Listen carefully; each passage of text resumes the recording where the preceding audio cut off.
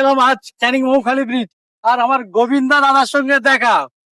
আর একটি প্রশ্ন রইলো আমার চ্যানেলের পক্ষ থেকে, সব থেকে ছোট জোড় সংখ্যা কত?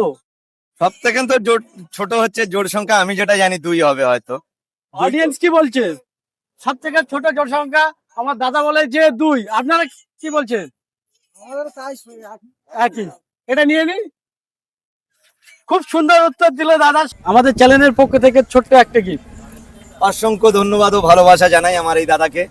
আর ইনি যিনি, মানে এই দাদাকে আমি হয়তো আগে দেখিনি, আজকের আমার এখানে হাফিজুল ব্লগ। তো আজকের কিন্তু আমাদের ক্যানিং টু মৌখালি ব্রিজের উপরে সাক্ষাৎ হয়ে গেল, আর উনি আমাকে ছোট্ট একটা আনসার করেছিল।